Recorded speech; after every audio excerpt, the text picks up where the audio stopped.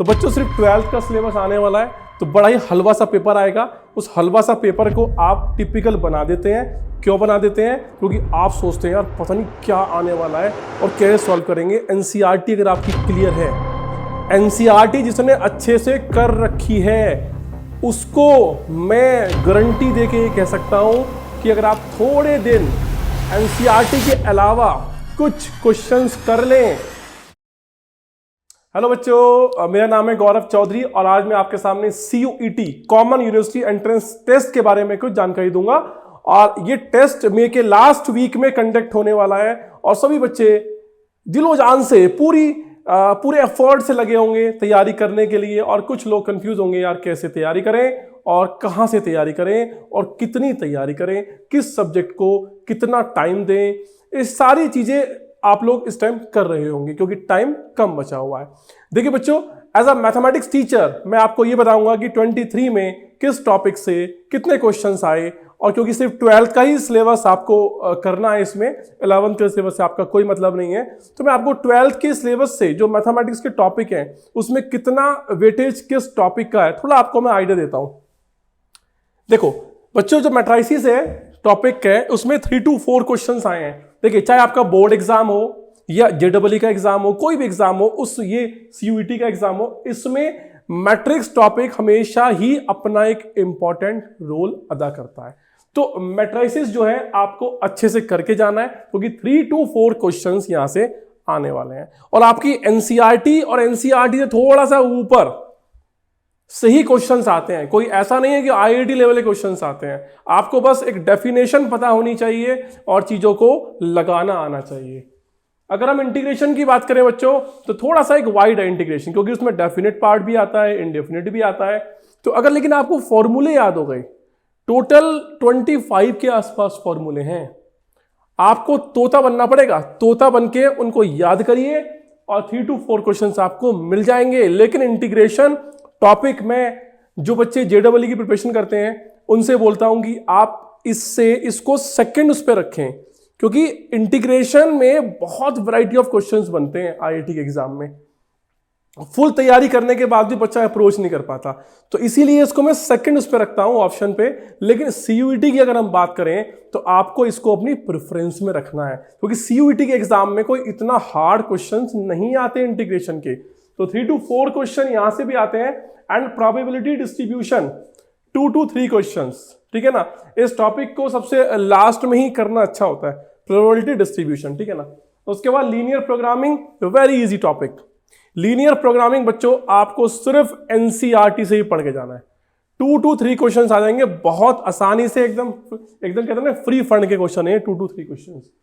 Differential equation, देखो भाई, अगर आपने इंटीग्रेशन किया है, 25 से 30 फॉर्मूले आपने याद करे हैं, तो 3 to 4 क्वेश्चंस तो आपको यहां करने को मिल गए। और डिफरेंशियल इक्वेशन में होता क्या है, बस मेथड्स याद करें और मेथड्स को अप्लाई करके लास्ट में क्या करना होता है, इंटीग्रेशन करना होता है। अगर आपने यहां पे इंटीग्रेशन सीख लिया तो 3 to 4 क्वेश्चंस ये रहे और 3 to 4 क्वेश्चंस ये रहे, तो भैया 6 to 8 क्वेश्चंस आपको इंटीग्रेशन अगर आ गया तो आप कर पाओगे। इसके बाद क्या है, डिटर्मिनेंट 2 to 3 क्वेश्चंस, जिसको मैट्रिक्स आता है डिटर्मिनेंट करना उसके लिए आसान हो जाता है। तो 2 to 3 क्वेश्चंस यहां से भी आते हैं। रिलेशन एंड फंक्शन, भाई हद हो गई, relation and function 5 to 6 questions. और लेवल क्या है, NCERT से थोड़ा सा ऊपर या NCERT, 5 to 6 क्वेश्चन। मजा आ गया भाई। 3 डायमेंशनल ज्योमेट्री 3 to 4 क्वेश्चन। देखो 3D और वेक्टर एक ऐसे टॉपिक है जिसमें आपको फंसाया नहीं जा सकता। क्यों? उसमें जो कंसेप्ट बने होते हैं उन्हीं कंसेप्ट को घुमा घुमा के क्वेश्चंस पूछे जाते हैं। अदर टॉपिक्स में कई बार ऐसा क्वेश्चन फ्रेम कर दिया जाता है कि आपको सब कुछ पता होते हुए भी आप क्वेश्चन स्टार्ट नहीं कर पाते।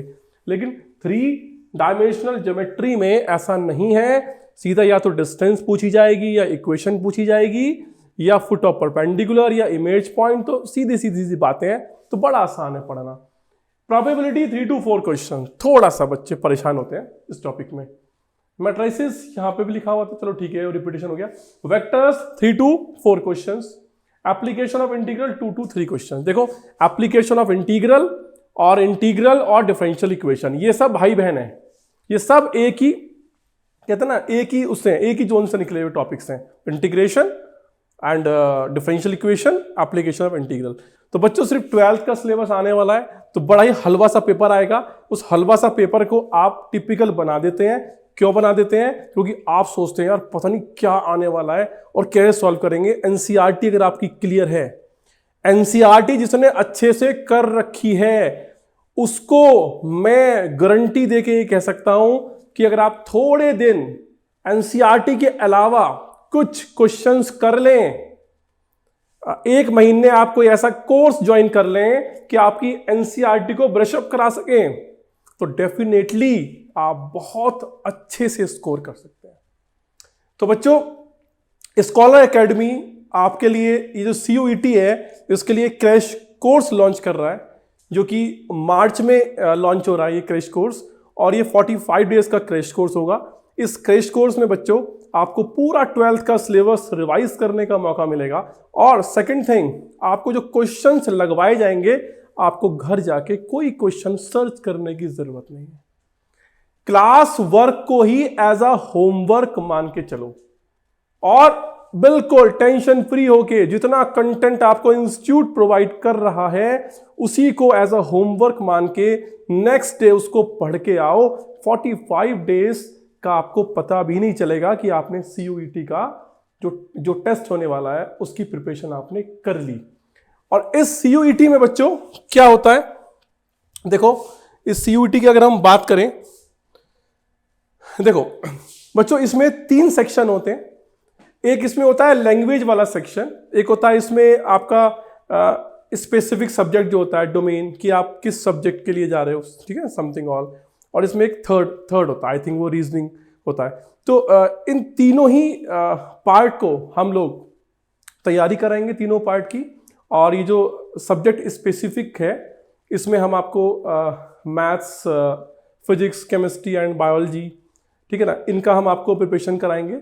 और जो अदर सब्जेक्ट के जो लोग हैं जो इनसे PCMB से अलग के लिए अप्लाई करते हैं, तो वो हमारे यहाँ पे लैंग्वेज और रीजनिंग वाला पार्ट कर सकते हैं, ठीक है ना। और जो PCMB वाले हैं वो तीनों सेक्शंस जो है हमारे यहाँ पे कवर होगा। तो ये 45 डेज का क्रैश कोर्स होगा, और ऑनलाइन ऑफलाइन दोनों ही मोड में आपको फैसिलिटी दी जाएगी। ऑफलाइन क्लासेस आपकी होंगी, बट अगर आप इन केस आप क्लास में नहीं आ पाए किसी दिन, आप ऑनलाइन ज्वाइन कर सकते हैं। और कोई स्टूडेंट अगर परमानेंटली ऑनलाइन ही बैठना चाहता है तो वो फैसिलिटी भी है। तो बच्चों यहाँ पर आपको DPP से लेके हमारे स्कॉलर्स के जो टेस्ट बनाए गए हैं CUET के लिए, जो आपको बहुत हेल्पफुल होने वाले हैं, वो सब आपको एक स्टैंडर्ड वे में प्रोवाइड कराया जाएगा, और डेफिनेटली आपको उसका बेनिफिट मिलेगा। तो बच्चों तैयार हो जाओ इस प्रिपरेशन को करने के लिए, और डिसाइड करो कि आपको क्या करना है। अगर आप किसी इंस्टीट्यूट से तैयारी नहीं करना चाहते हैं तो कोई प्रॉब्लम वाली बात नहीं है, आप अपनी एनसीईआरटी को अच्छे से करें, और एनसीईआरटी के बाद आप कुछ क्वेश्चन सर्च करें यूट्यूब पे या फिर गूगल पे, और उसको तैयारी अपनी सेल्फ भी आप कर सकते हैं। लेकिन जो बच्चे चाहते हैं कि सर हमें ट्रायल नहीं करना, हमें तो एक ऐसा डेफिनेट ट्रायल करना है कि सर सक्सेस ही चाहिए, तो फिर आप एक्सपेरिमेंट मत करो, फिर तो आपको 45 डेज का आपको एक क्रैश कोर्स ज्वाइन करना चाहिए, और ये आपके लिए बहुत इंपॉर्टेंट होने वाला है। ठीक है बच्चों, तो ऑल द बेस्ट, आइए ज्वाइन कीजिए।